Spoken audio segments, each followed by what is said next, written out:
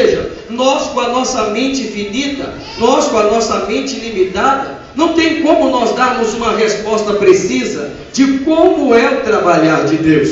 Mas na sua palavra Deus dá alguns indícios e Deus deixa alguns detalhes que nos faz perceber como é o trabalhar de Deus.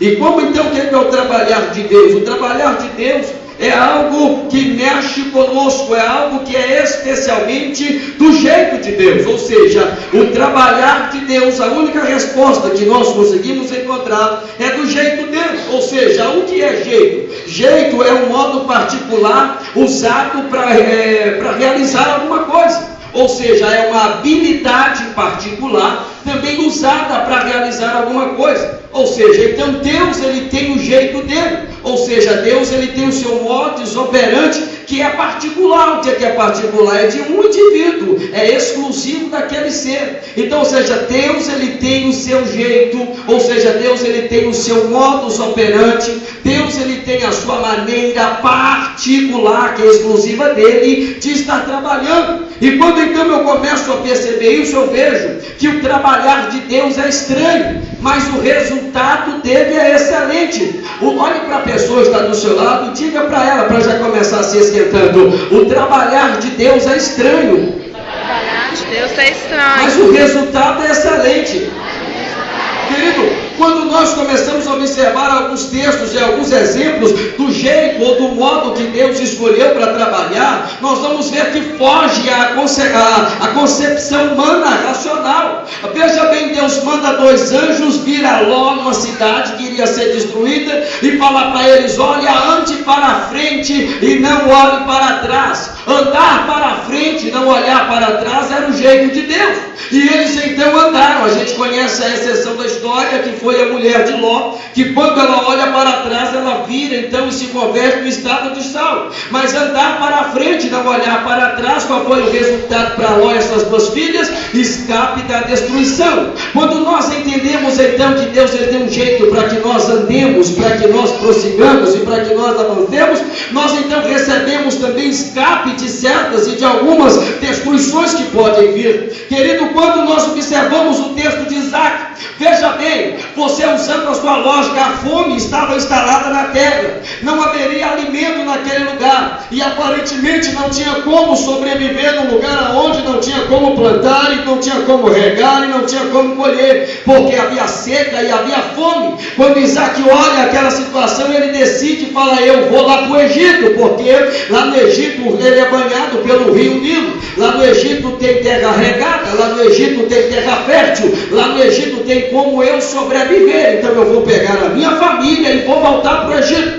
Quando ele quer escapar da fome, quer escapar da escassez e programar-se para ir para o Egito, Deus vem e fala com ele: Isaac, não vai para o Egito, peregrina nessa terra, ou seja, fica nesse país, fica neste local, fica quietinho aí, vai peregrinando aí, porque da mesma forma que eu fui com seu pai Abraão, eu vou ser com você. Isaac poderia falar: mas que jeito mais estranho de Deus fazer eu ficar vendo que aqui tem fome, vendo que não tem como continuar, como é que eu vou ficar? Mas era o jeito de Deus. Isaac ficou, ele foi ainda para um lugar mais baixo, ele foi para o vale de Gerar, e quando ele chega no vale de Gerar, você conhece a história, ele tinha sementes na sua mão, ele optava ou comia as sementes que tinha, ou ele plantava aquelas sementes, e ele optou por plantar aquelas sementes. Resultado do jeito estranho de Deus trabalhar na vida de Isaac, naquele mesmo ano ele colheu 100 por 1 daquilo que ele havia plantado. Deus começou a engrandecer, Deus começou a fazer com que no lugar da desonra ele foi honrado.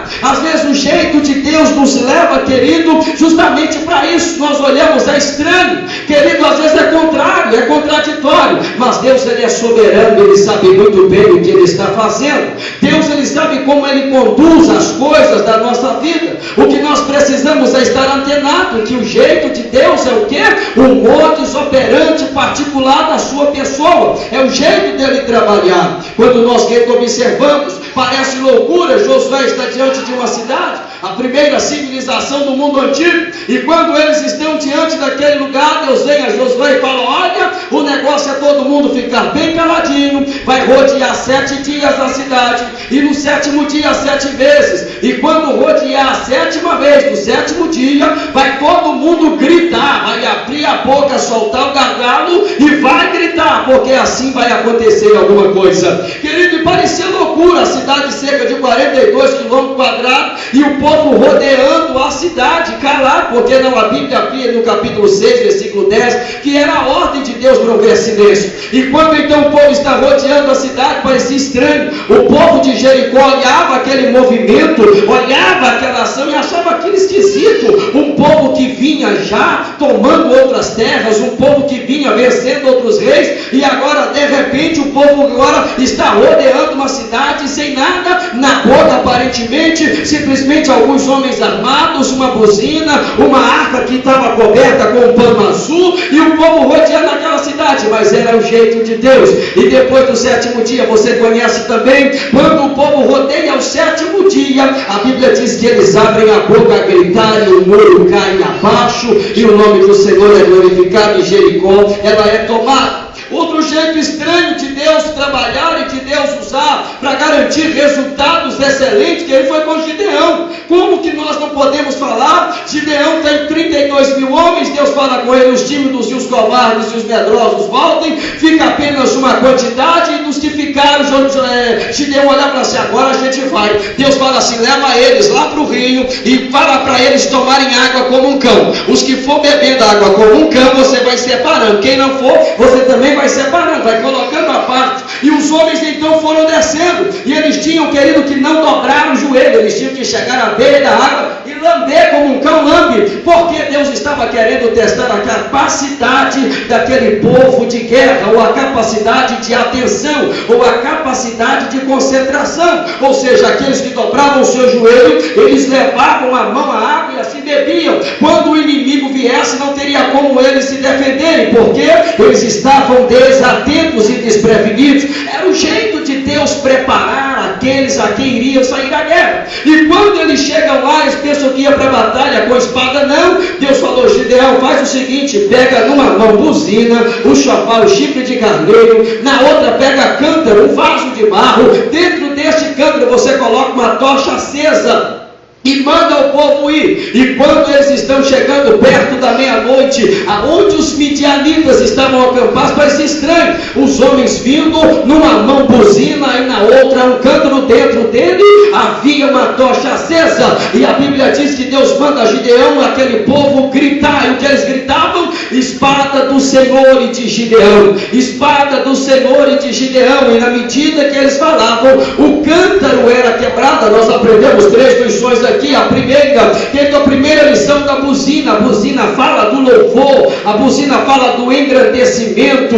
a buzina fala do barulho que pode sair do fundo da sua alma e causar uma revolução no mundo espiritual. Quando se fala de quebrar o cântaro, fala de quebrantar o coração, ou de quebrantar o seu interior na presença do Senhor. Ou seja, quando eu tenho louvor, o meu coração é quebrantado, o meu coração torna-se contrito, o meu coração passa a ser vulnerável à pessoa de Deus. E quando o meu coração passa a ser vulnerável à pessoa de Deus, logo então Deus e o seu Santo Espírito acham espaço para quê? Para iluminar a nossa vida. A tocha acesa, ela fala de vida iluminada. E quando então eu quebro o cântaro, e quando eu tenho louvor, logo o Espírito Santo ele passa a habitar dentro da minha vida. Deus ele está querendo de nós, que nós, querido, louvemos, que nós quebremos o nosso cântaro e também tenhamos uma vida iluminada pelo seu Santo Espírito, para que quando os inimigos olharem essa atitude, vai acontecer o mesmo que aconteceu com os inimigos de Israel. O que aconteceu? Eles fugiram. Oh querido, o teu louvor, o quebrantamento do teu coração, haja vista que o salmista no Salmo 51 ele diz que Deus ele não despreza um coração contrito e quebrantado. Ou seja, se eu quebro o meu coração na presença do Senhor, eu digo: Deus, o meu coração é casa, é a habitação do Senhor. Eu quero que ele seja lavado, eu quero que ele seja purificado, eu quero que o meu coração, aonde abarca o centro de todas as minhas emoções, sejam tomados pelo Senhor. Eu quero receber um novo coração, como diz a sua palavra lá no livro do profeta Ezequiel: e vos tirareis um coração de pedra e vos darei um coração de carne, e nele colocarei o meu espírito dentro de vós. Assim diz o Senhor: quando eu quebro o meu coração, o Espírito Santo, ele passa a ter espaço para habitar, ele passa a ter espaço para morar, ele passa a ter espaço para fazer aquilo que é da competência do Senhor, que é te fazer ter uma vida iluminada, refletida pela presença de Deus. Quando você tiver uma vida iluminada pela presença de Deus, todos os teus inimigos, seja no mundo espiritual, até mesmo aqueles que Satanás constitui no reino físico, eles vão ver a presença do Senhor e eles vão poder dizer em alto e bom som, num socorro: contra ele ou contra ela nós não podemos prevalecer, porque o que está na vida dele, o que está na vida dela é maior do que nós. O jeito é nós voltarmos a nossa cachorrinha e voltar. Deus, ele tem uma vida iluminada para você, a base da presença dele no seu coração. O convite é para que nós parece ser estranho, mas é quebrar o nosso cântaro, louvarmos ao Senhor, para que tenhamos então as nossas costas acesas e levantadas. Tem um outro jeito estranho de Deus.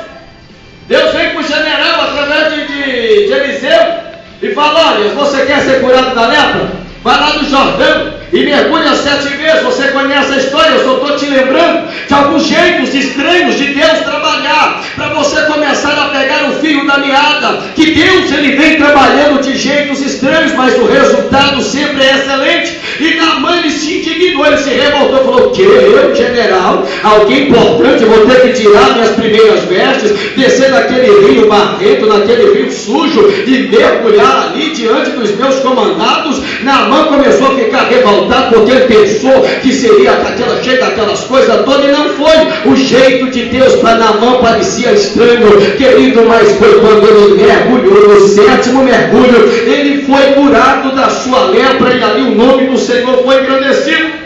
O jeito de Deus, às vezes na minha e na sua vida, ele vai ocasionar situações que vai nos confrontar, que vai nos levar a refletir e a pensar: será que realmente isso é o jeito de Deus trabalhar? Será que realmente isso não é loucura? Será que não é fantasia da minha mente? Será que isso não é fruto da imaginação? Será que isso não é resultado de uma maionese bem feita que eu comi? Será que isso não é resultado de um salpicão ou de um churrasco que eu comi? Não, querido, o jeito de Deus trabalhar é si mesmo. A mente humana não consegue compreender, a mente humana não consegue ter, querido, definição própria. Uma coisa que a mente humana consegue, quando ela está envolvida com Deus, é saber que é melhor obedecer do que resistir. Ou seja, é melhor fazer e entrar do jeito de Deus